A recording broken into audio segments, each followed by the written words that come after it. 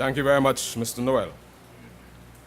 Dr. the Honorable Keith Rowley, Prime Minister of the Republic of Trinidad and Tobago, Senator the Honorable Kazim Hussein, Minister of Local Government and Rural Development, Ms. Nicole Oliver, Member of Parliament for Labrie and Parliamentary Secretary in the Ministry of Energy and Energy Industries, Your Worship, the Mayor of Point Fortin, Councillor Abdon Mason, and other councillors and aldermen here present, Ms. Simone Thorne-Mora, Permanent Secretary, Ministry of Housing and Urban Development, Mr. Newman George, Chairman of HGC and other board members here present, Mr. Brent Lyons, Managing Director, HGC and Divisional Heads of HGC, beneficiaries of the Ministry's housing programs, other invited guests, members of the media, ladies and gentlemen.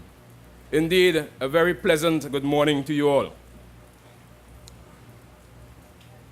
As mentioned a while ago, I'm indeed honored and privileged to be here this morning, especially at a moment such as this, where people of Point Fortin will be benefiting from a very essential and fundamental exercise.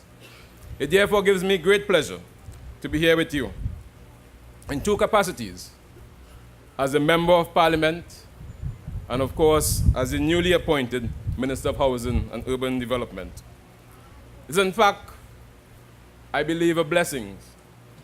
A blessing in the sense that my very first official pronouncement is being made here at Point Fortin for and on behalf of the people of Point Fortin.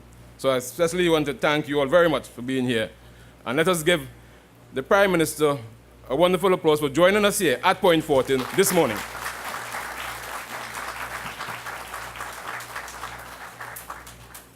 Ladies and gentlemen, Maslow, in his conceptualization of the hierarchy of needs, said that the basic desire of human beings are food, clothing, and shelter.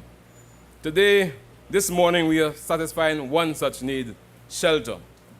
Not only for the people of Point Fortin, but also for the people of Guapo, Hubbardston, and also of Point Nord, Labrie. As we teach about housing, let's reflect a bit on the whole history of Point Fortin with respect to housing. Point Fortin and its neighboring Hubbardston, and to a large extent, Labrie, developing housing along both the oil industry and activities around the Pitch Lake at Labrie.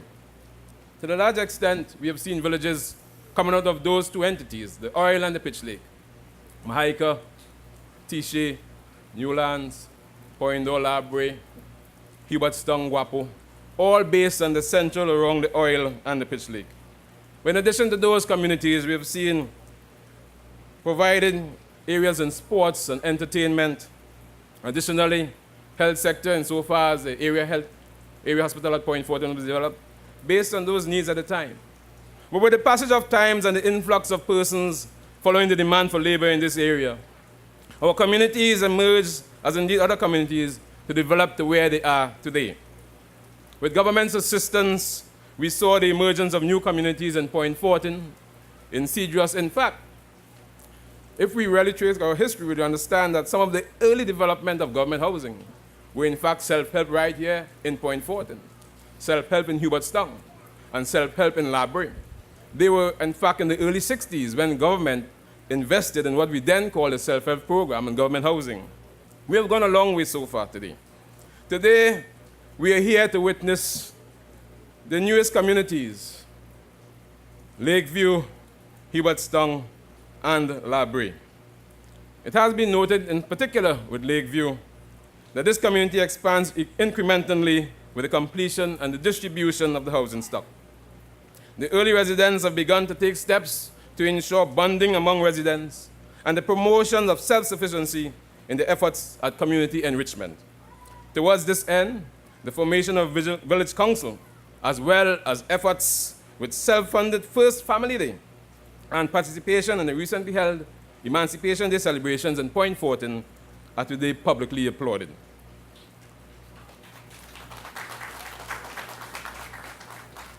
I look forward to Lakeview and all the other communities becoming examples to all the new and emerging communities, ensuring that you create an environment of love, peace, good health with respect to your fellow men that remain guiding principles as you develop your areas. In Lakeview in particular, your cry for attention to a reliable garbage collection service as well as mail delivery by TT Post are receiving attention. As these matters are addressed, I look forward to representation of your collective needs by your village councils across the 3 sectors as I work with you all to make your communities an area of which you should be indeed proud. But I also want to take advantage of the opportunity to show some parallel developments that the government of Trinidad and Tobago has been engaging in these very areas. Our new hospital, which serves both the Library and Point Fortin area, is well on course for completion. Compulsory acquisition of a site for a new fire station, which also serves Library and Point Fortin, has been approved.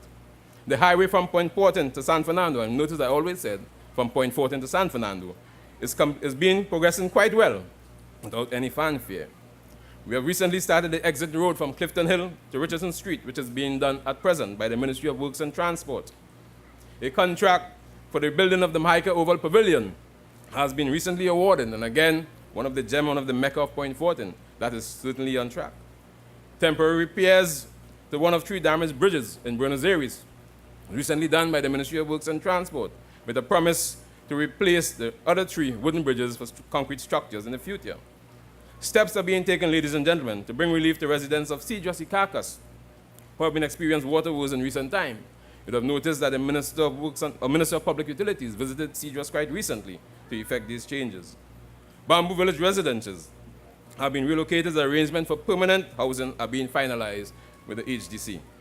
Community centers in Tisha and New Village were being identified for attention in this fiscal year, and work has already started on those. Certificate of Compass were distributed to 35 residents recently in Point Fortin by the Land Settlement Agency. Homeowners and legal occupants of Tisha houses are now being invited to treat the finalization of the renewal of issuance of deeds. And if you understand that the people in Tisha have been living on these properties as much as 40 or 50 years, it is this government have taken steps to ensure regularization to that effect, ladies and gentlemen.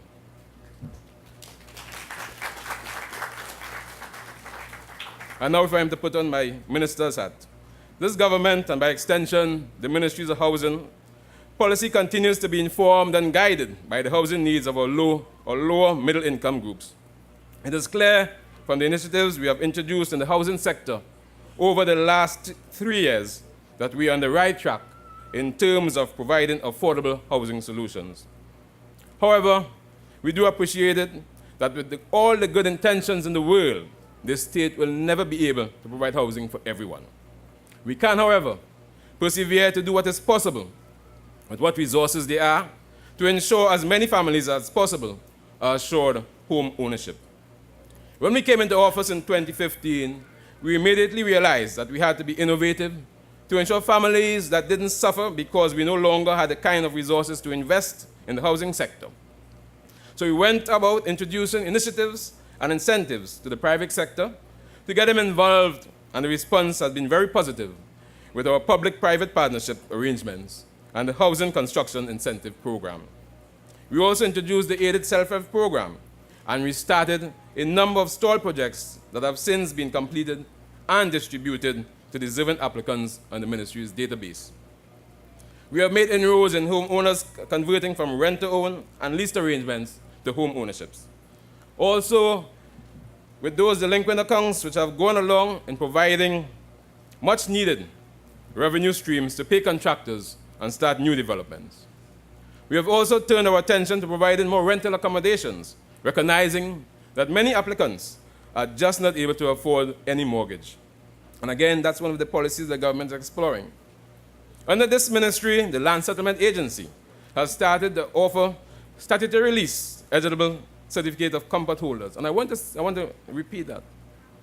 Under this government, the Land Settlement Agency has started to offer statutory lease eligible certificate of comfort holders. It is the first time that this is being done. What that means is that those persons who receive their statutory lease can now go to the bank because it can act as collateral. It's the first time, ladies and gentlemen, that any government has done this exercise. I want to compliment the Land Services Agency. And so I also want to take this opportunity to compliment my colleagues who before me have done an excellent job under the circumstances, to advance the tenets of the policy to redound to the benefit of families throughout the length and breadth of our country.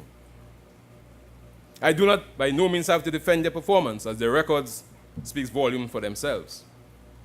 In the last 2 years, the HGC has completed 7 projects, which provided 1,856 units.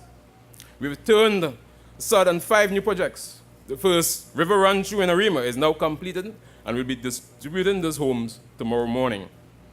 The HGC has allocated 2,347 homes over the last 3 years. Ladies and gentlemen, an achievement, and will continue so to do over the next 2 and continuing thereafter, ladies and gentlemen. But today it's about the recipients of keys to their new homes. And I also want to join with His Worship the Mayor when he cautioned that at the end of the day, you have a part and a responsibility to play, the new homeowners.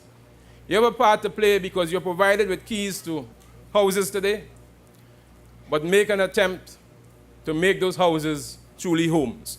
Because houses are physical structures. Homes are what people engage in.